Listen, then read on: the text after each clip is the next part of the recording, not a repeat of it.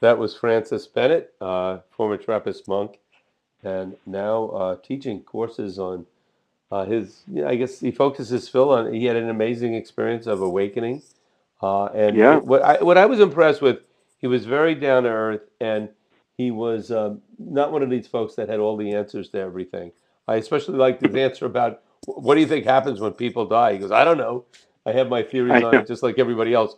So I appreciated the honesty, and at the same time, this is a man that's had very profound experience and seems to have integrated it well into his life.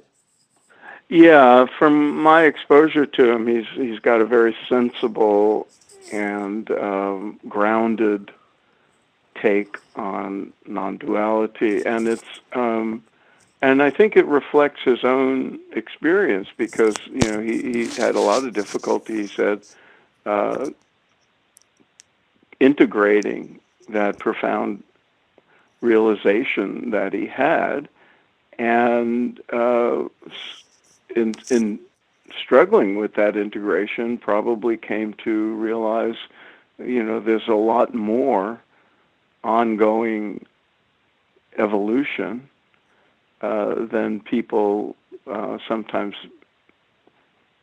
describe when they talk about awakening, as if it's the end of something, as opposed to a Hmm. new chapter, a new phase of one's ongoing growth. Hmm.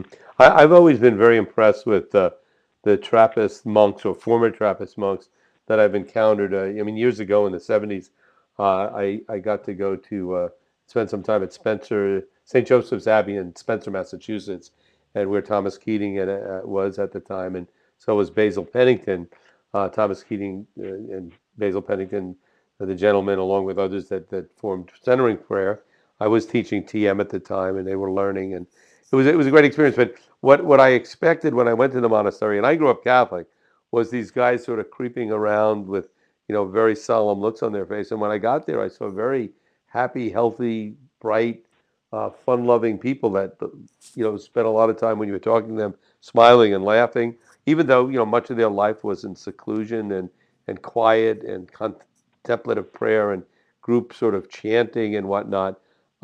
They were very integrated. So whatever the formula they use for their lifestyle, which isn't appropriate to most people, but Hmm. appropriate for a few, seems to be very effective.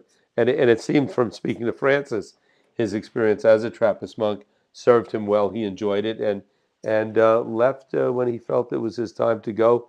And it seemed like the community was extremely supportive of his decision to move on.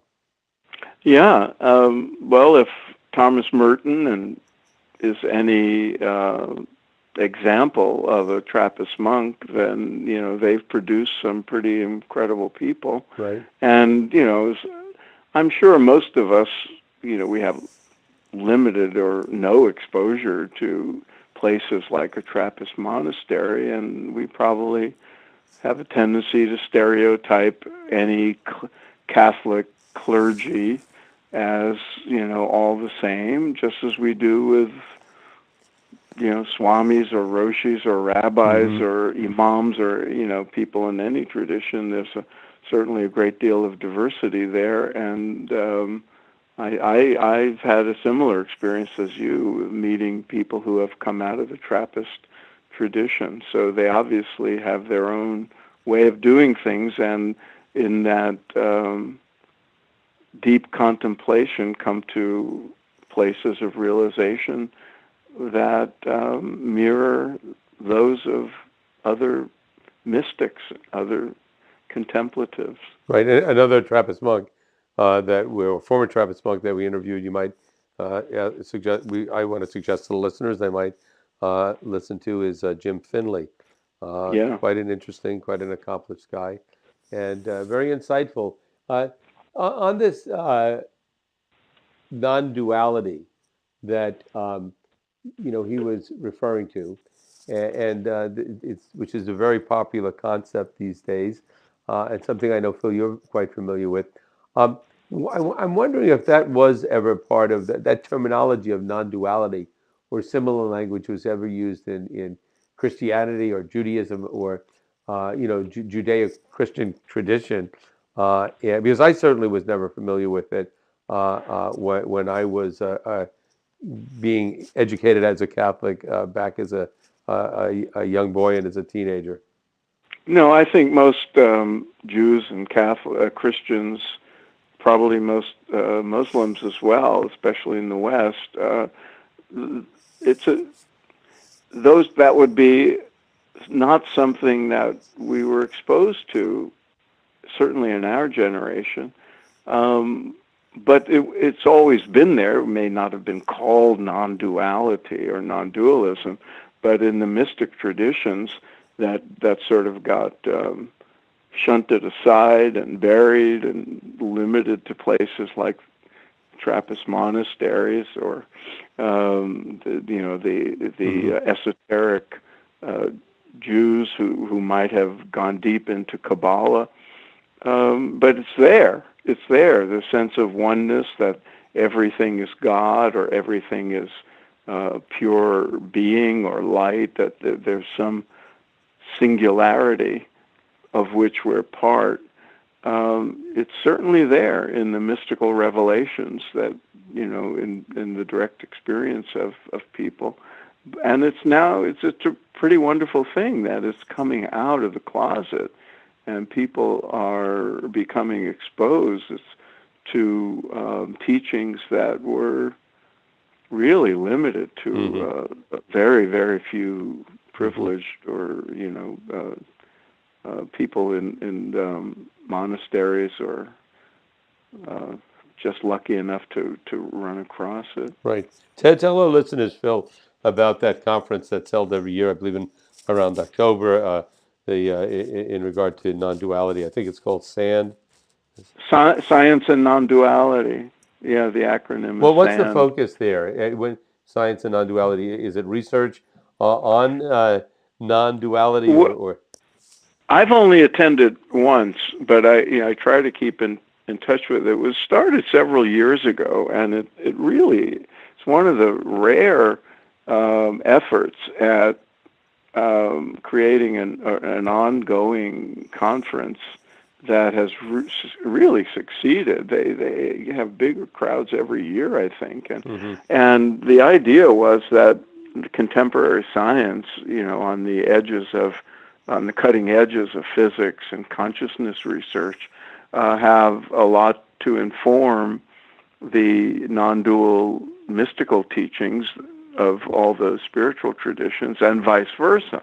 And so it was the brainchild of what's his name, Maurizio Benazzi. I'm getting the name wrong. To bring the scientific and spiritual communities together in these conferences.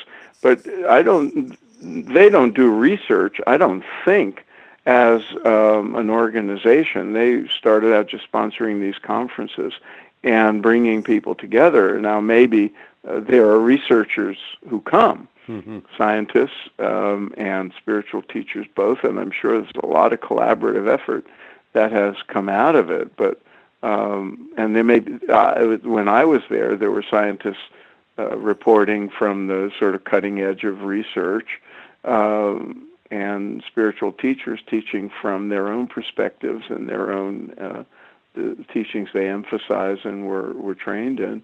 And it's a very fruitful enterprise. It's easy to look up science and non-duality. Yeah, they can go, Phil, to scienceandnonduality.com. I'm just looking at it now. And the other thing I wanted to mention was that it seems more and more as we do our interviews that people that have very deep awakenings or insights into the nature of life, into this sense of non-duality, specific religion becomes less important, and there's a more global perspective. That doesn't mean somebody doesn't still enjoy their religious tradition, their devotional aspects of it, but they frame it in a way that it's not, we got the answer here, these guys are way off.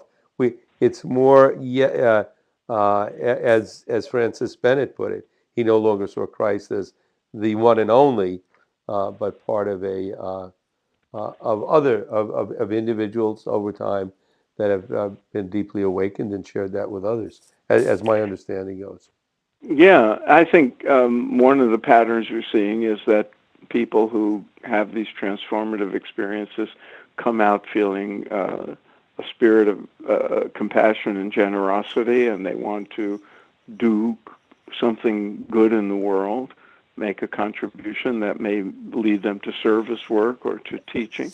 And the other is this awareness of the essential teachings of all the mystical traditions leading to the same Hmm. ultimate conclusions and experiences, which is a kind of ongoing verification of the insights of people who articulated the perennial philosophy and similar approaches Hmm. that recognize the common core of all the teachings, and we need more of that in the world, don't Yeah, we? all spokes leading to the same center. And on our show, Spirit Matters, we'd like to examine each and every spoke and how it gets to the center.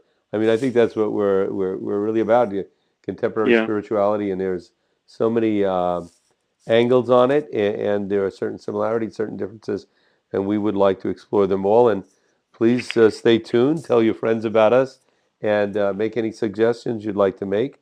Or find us at spiritmatterstalk.com or on iTunes or SoundCloud or Facebook, Twitter, wherever. And yes, we'd like to share this with folks and also get people's feedback, and hopefully we will educate ourselves and continue to educate our listeners.